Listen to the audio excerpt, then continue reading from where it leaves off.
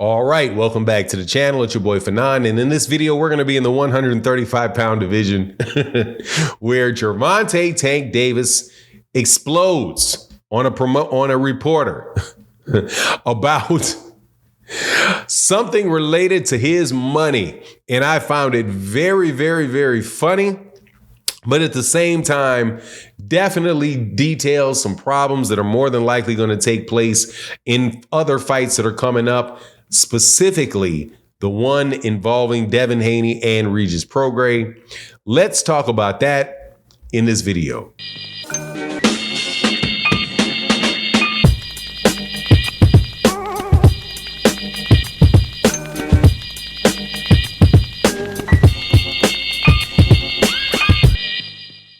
All right, welcome back to the channel. It's your boy Fanon, and in this video, we are going to be in the 135-pound division where Gervonta Tank Davis reigns supreme despite only having one of the belts, and many people refer to it as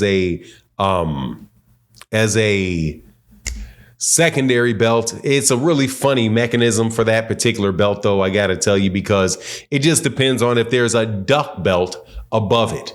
Now, before I get into the details, let me welcome you back to the channel. If you are new to the channel, please accept my invitation to hit the subscribe button, hit the bell icon so you can be notified of when we release more videos. And thank you to everybody that comes by and supports in the live streams we do Monday through Monday, 8 a.m.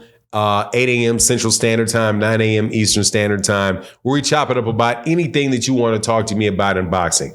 So for the people that are out there that say you only cover certain topics, look, I only cover certain topics in the videos that we do. But in the live streams, man, you can talk to me about almost anything above the weight class of, 105. I don't really do the straw weights. I don't really do that as much because those are more like Asian domestic weight classes is the way that I see them. People give people a lot of credit for winning belts in them, and they should. Good job. But it's not the same thing as the upper weight classes where you have a lot more competition. But short of that, come check us out in the live streams we do. And we can chop it about anything you want. Put the question in the super chat, or put the question, and that means I'll definitely get to your question if you put it in the super chat. If you're not able to put the question in the super chat, then I'll more than likely answer it. But, sometimes I won't be able to because there's a lot of questions that come through. But you're more than welcome to come by. So Gervonta Davis is now getting ready, more than likely for a fight that he's going to have in February. The reason why I say that it's more than likely going to happen in February is because the PBC's main promoter, TGB, Tom Brown Promotions, informed the Nevada State Athletic Commission that he has potential fight dates on February 4th and February 24th, I do believe, or the dates that he said that they're going to have, that he's going to put fights on. So you already have, I believe, Errol Spence and Terrence Crawford are targeted for February. The other one is more than likely going to be a Gervonta Davis pay-per-view. Don't know who it's against. However, Gervonta is now doing interviews, and he gave an interview to a very funny guy, man. I don't remember his name, man, because it's not really relevant to the conversation. But they were cracking jokes about the pay-per-views, and Gervonta Davis said, you one of those guys stealing my pay-per-views? And the guy kind of takes his blank look and kind of looks down, and Gervonta Davis pulling up his sleeves, looking like he wants to whoop him. And man, I thought the whole thing was really, really funny. However, at the same time, I'm a bit of a serious person. So I reflected once again to what a lot of people had said about Showtime going out of business. And the reason Showtime's went out of business was because these pay-per-views are not selling, and the pay-per-views are not selling because you don't have the matchups that you want, and all of that type of stuff that's being said. Now, for myself personally, I think that that's rubbish.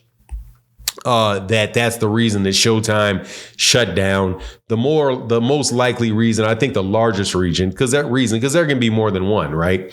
Reason for a decision being made. right? Like, hey man, if you don't like a girl, it could be because, you think that she's not pretty and she has bad breath. Like, is it because she's not pretty or because she has bad breath? Well, it's both, in either one of those scenarios, it would have caused a problem. Pick one. You know what I mean? So I really think what happened with Showtime was that it's just an industry shift and a reshuffling that's been taking place over the last 10, 20 years from when I was, my entire lifetime, from when you went from, television that you plugged in and you having to have closed circuit TV where nobody could steal it, right? But you have linear networks, and then you go from linear networks to now you have, after that, you had the cable networks. After the cable networks, you now have streaming. So, how boxing is going to be distributed and sports are going to be distributed are really going to change over time, right? So the Showtime as a distribution network for boxing and HBO as a distribution network for boxing went away because they decided, those particular organizations decided that they were going to focus on scripted material. I just think that that's what it is. But as far as it affects the boxers themselves, pay-per-view in that particular model has probably been the only way, or is going to be the only way, where they can continue to earn really large sums of money. However, people stealing from them definitely would prevent both fighters from making as much money as they possibly could, and does turn away middle income and lower middle income boxing fans, which is the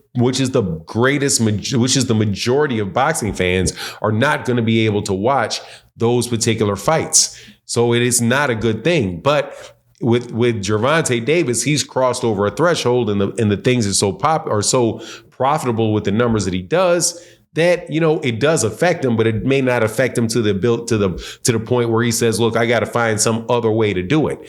But with the fight that's coming up, where you have fights because now almost everything is turning into pay-per-view with boxing, almost everything. It's like when I was a kid and you used to be able to get like the original, when I was a young man, I wasn't a kid, and the original video games came out for, EA Sports and 2K, where you could do whatever you wanted on those games as far as improving, the profile of a particular player. You used to be able to edit their faces. You could do whatever you want. Everything was available when you bought the game.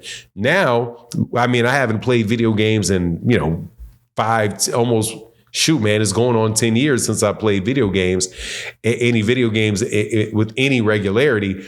And at that point in time, it has shifted to you literally having to pay, either stay on the game all day to earn enough points to change it, or you have to come up off a lot of money in order just to get to the point where you feel like you really can compete in these online games. So I think that movement is going to continue to be the same, and that fighters, and until they find a way, and I do eventually believe that they will find a way to stop the pirating. It may be 10 years away before they find a way to stop the pirating, but I think the technology will come eventually. However, it's just going to get more expensive. And the Devin Haney Regis Prograis fight being on pay-per-view, and that's not a Showtime fight. It's just even more. It's just more indicative of the problem that we're seeing in boxing, But anyway, I thought it was funny when he said, "Oh, you one of those guys stealing my fights," and he's actually the interviewer. But it does show, I think, a major problem for boxing fans coming forward. Maybe not the fighters, but I don't think that necessarily can be attributed to why Showtime itself went out of business. Anyway, that's my take on the matter. Please let me know what you think in the comment section. And with that, I'm out. Peace.